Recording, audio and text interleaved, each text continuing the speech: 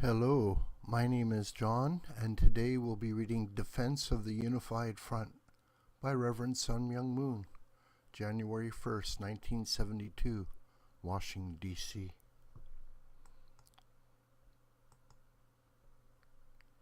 This year's motto is Defense of the Unified Front. I feel honored to come to the United States and welcome the New Year and God's Day. The democratic world is currently facing a very critical time.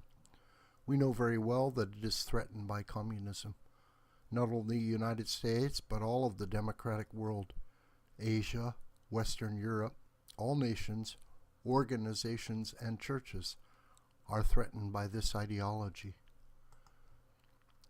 The free world is standing on the front line in order to carry out its external responsibility to defeat communism.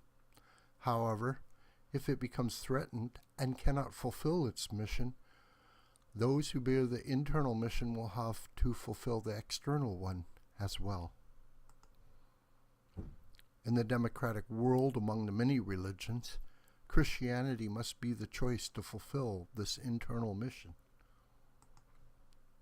But if we ask whether present-day Christians have a thought system capable of overcoming the communist system, and are devoting themselves fully to help society and the world, the answer is disappointing. If established Christianity cannot fulfill this mission, then another religious movement must rise up which can. This is, of course, the unification movement. We have a responsibility to shield Christianity and all religions from the threat of communism. So far, the Unification Church has been developing foundations in order to help Christianity and the democratic world cope with the communist world. Looking at the present situation from God's point of view, this unified front is clearly the final frontline force upon which God can rely on the world level. Therefore, we have to defend this unified front not just for the sake of any one church, but in order to take responsibility for saving all of Christianity, religion, and the entire democratic world. The principle does not allow us to accomplish just one part of the whole. Achieving the internal victory is not enough. We must complete the external victory as well. We should attach more importance to the internal things, since internal issues are for the sake of God, while external issues are for the sake of man. God's will takes priority. In all past ages, the goal of the dispensation has been to find the completely God-centered nation. Someone who can fulfill his total responsibility would also be capable of mobilizing a nation. Jesus Christ came as a central person who could take on this responsibility on the foundation of God's hard work through 4,000 years. However, the nation of Israel did not believe in Jesus and had him killed. Jesus passed away without creating an earthly, victorious foundation on the individual, family, clan, tribal, or national levels. The nation of Israel was left without any way to become one with God internally. Only those who believed in Jesus could approach God's heart. So the history of restoration was prolonged for another 2,000 years. Today, the Unification Church is the most internal movement within the sphere of Christianity, which in turn is the innermost sphere among the many external spheres of the democratic world. Now, God's will is to consummate this 2,000-year providence, centering upon the sphere of the Unification Church. At that time, Jesus was not protected on the individual level as God had willed. Therefore, he could not establish the earthly foundation on the individual level. Furthermore, their clans did not protect Joseph's family and Zachariah's family, which were supposed to have stood up with Jesus, and their tribes did not protect the clans. Today we must protect the Lord of the Second Advent on the individual level with our families. Our families must be protected by our clans, and our clans must be protected by our whole movement, representing our tribe or race. In the time of Jesus, Joseph's and Zachariah's families were in a position to fight the satanic world and gain the victory, thus forming a shield for Jesus' family. Jesus could not create his own family and instead went to the cross. We all know this very well. Therefore, in your own family, you must create the foundation to protect the family of the Lord. You have been gathered here not for the sake of your own salvation or your own place in the heavenly kingdom, but in order to protect the Lord individually. This is God's desire. In the providence of restoration, Cain and Abel must become one, not only on the individual level, but on the family level too. Each of their families must be connected to one another and become like boards in a fence, joined together to protect something precious. Likewise, the new unification church must shield the families of the church, and these unification families must shield all families, becoming perfectly unified. Then we will be beyond the reach of Satan's accusation, and will have the foundation upon which God can make a new plan and give us a new source of power and motivation. The nation of Israel did not protect Jesus.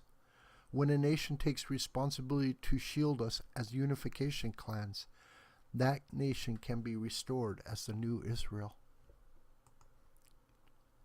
Until now, my history has been a struggle in order to protect you, your family, your clan, your tribe, and your nation, but it should not continue this way forever. So far, I have been working on the clan and national levels. From now on, however, you must shield me in order to do God's will. You must take on a bigger responsibility and work on the world level.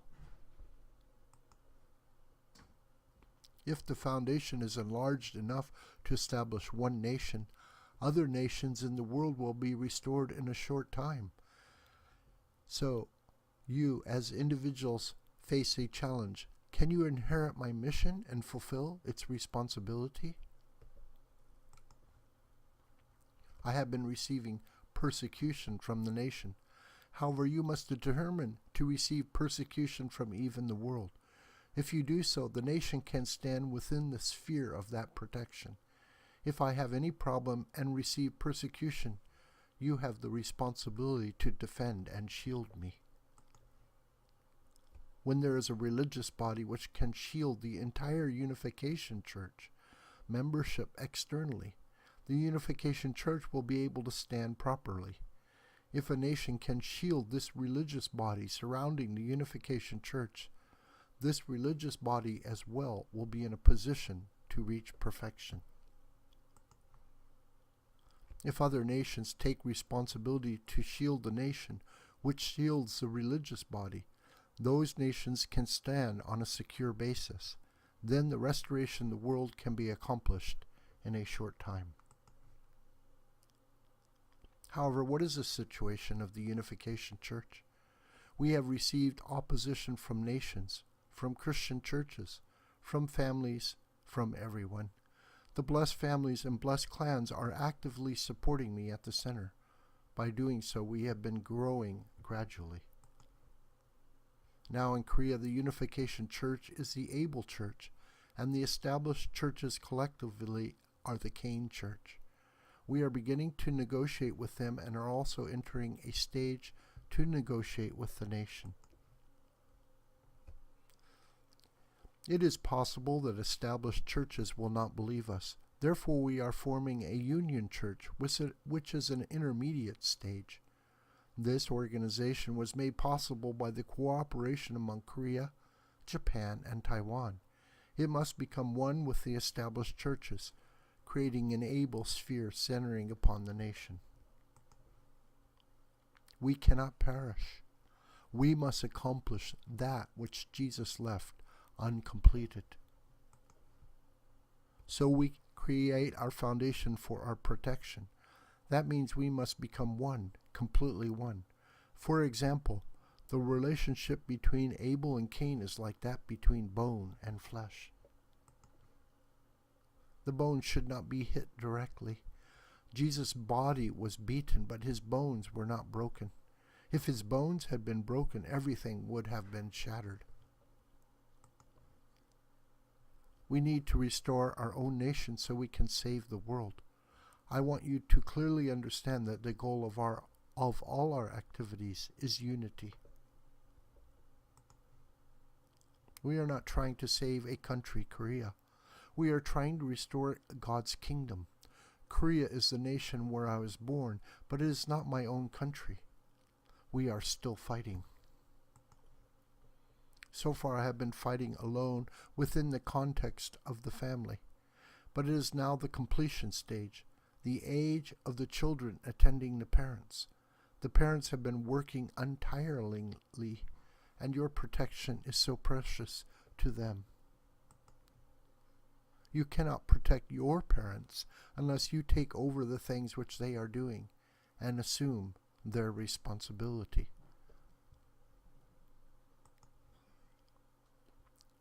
When difficulties arise, you must take total responsibility for them. The nation of Israel perished after Jesus' death because their thinking was opposite to his. They expected a Messiah to solve everything for them when he came, even if they themselves did nothing. For example, it is a big mistake if our blessed families think that they can go somewhere and live a good life. You received the blessing to shield Abel's position, namely my family. Families in America should not accuse Korean families. You must feel responsible to stand on one line with them and work with them. That way you can become one with the Korean families. Don't isolate yourselves from each other, doing as you please. In Korea, we must build houses and churches and an international training center. I have vast plans to be carried out in Korea, but I am thinking of bringing these plans to the United States and carrying them out here, even though they were originally meant for Korea. These plans will cost money. If we send money over there, are you confident that you will not become poor? When such a need arises, we must totally unite and determine to fill what is needed several times over by our own hands. It is impossible to create this kind of ideal heavenly kingdom unless we create both the fundamental philosophical foundation and the living foundation upon which we can defend this unified front. This video is a production of the School of the White Crane. My name is John Brooker, and you can reach me through commentary on this video or through my Gmail listed here. Please share this video with family and friends and on social media. May God richly bless you, my beloved.